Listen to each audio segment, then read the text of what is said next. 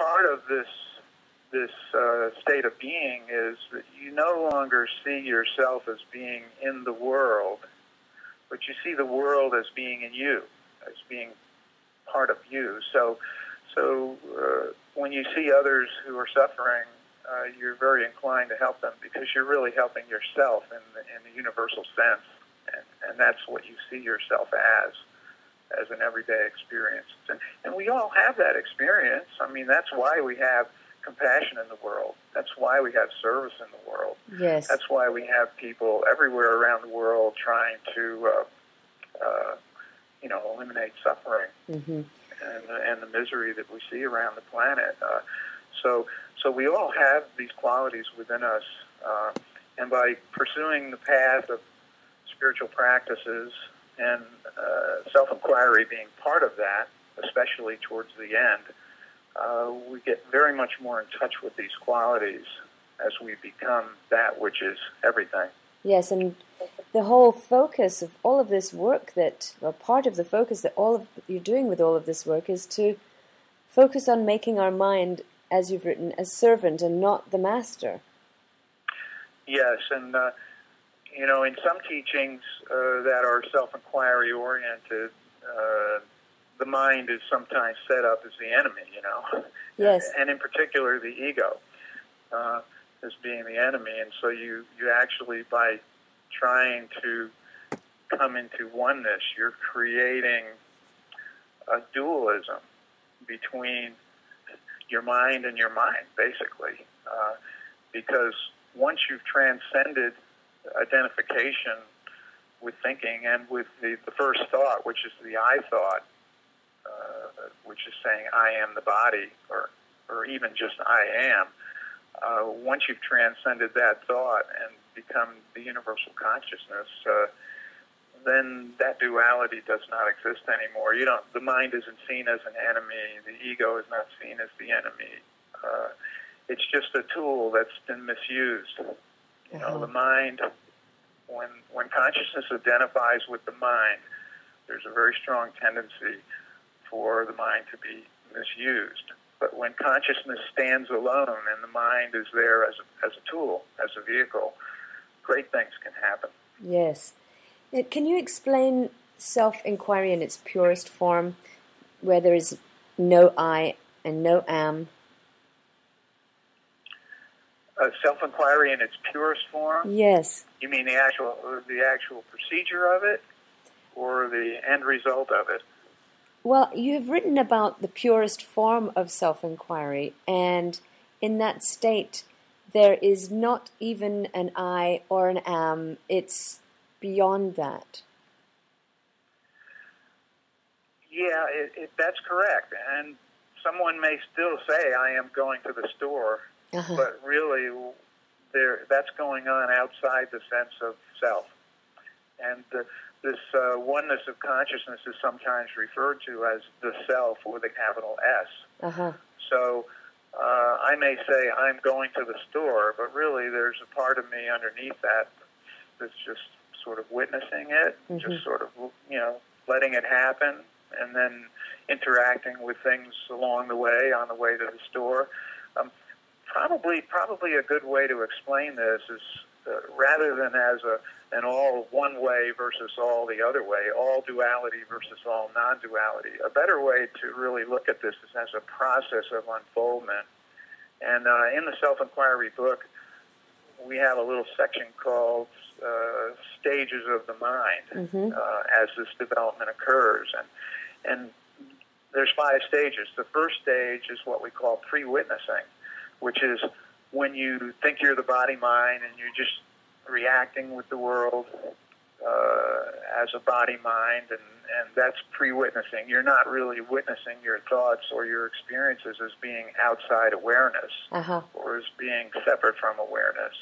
The second stage is witnessing, which comes after a little while of deep meditation, and then you begin to notice, well, gee, that car just went by, but there was something in me that was totally unaffected by it. There was a stillness in me. And you begin to notice this witnessing quality. And In AYP, we regard the witness to really be the cause of effective self-inquiry coming, because it's only when you can witness your thoughts and feelings and sense perceptions as being outside awareness that you're in a position to do any sort of effective self-inquiry. The third stage is what we call discrimination, when from the point of view of the witness, you can see what is true and what isn't true in your life, you know.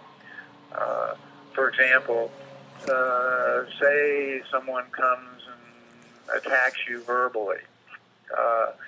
Now, the normal tendency of a person in a pre-witnessing state would maybe to react to that. And so you have this back and forth thing going on, this argument going back and forth. Uh-huh. But once you've come into the witnessing state and then are able to discriminate, and you can say, well, you can question, well, you know, is it really true that this person hates me, that they're saying these things? And you can say, well, no, that's just a reaction I'm having. They're having their stuff going on, and what's going on in me is what creates the dynamic. And so you can discriminate what's true and what isn't, and you're able to let go of things that are untrue. And it makes life much more flowing. And this comes as a natural way of being when on this path. It's not something that you have to effort towards thinking, you know, is this true that they're trying to insult me?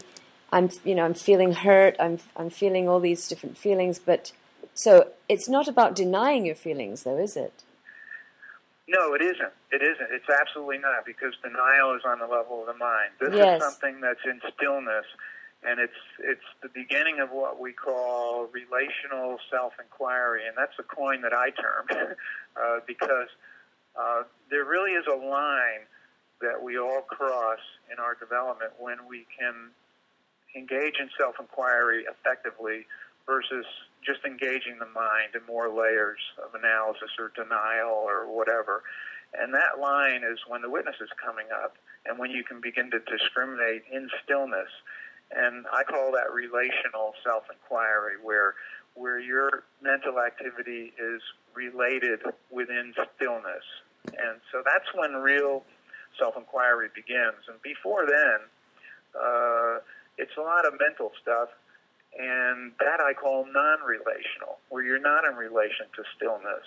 It's the pre-witnessing stage.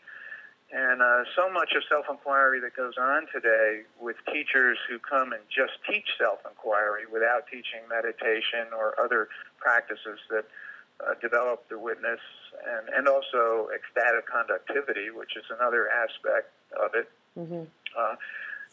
Those teachers really are setting people off in many cases on a path of analysis and or the denial of life, you know, because one way that self-inquiry is taught is that none of this is real, you know. Nothing Yes. you're seeing is real. So now you go to work the next day and you've got a job to do, but, you know, you're thinking to yourself, well, none of this is real. So why bother? It affects your motivation. Absolutely. It can lead to depression, and it can lead to a loss of meaning in life. So that's not a good thing. Yes. So this process of going from pre-witnessing to witnessing with meditation and then into discrimination, and you ask if that's natural. Yes, it is natural. And that's kind of the first class of self-inquiry that we identify in the lessons, where you're just naturally inquiring. You know, you're witnessing your thoughts, and you're witnessing events that are going on around you, and you're saying, well, is this true? Well, Yes. you know, no, it isn't. You know, I mean, I'm not what that person says that I am.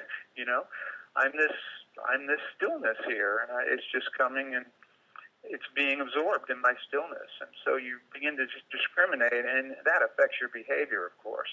So you don't react to things the way you did before. You don't get in fights as often. You're more likely to be like kung fu, you know, avoiding the fight.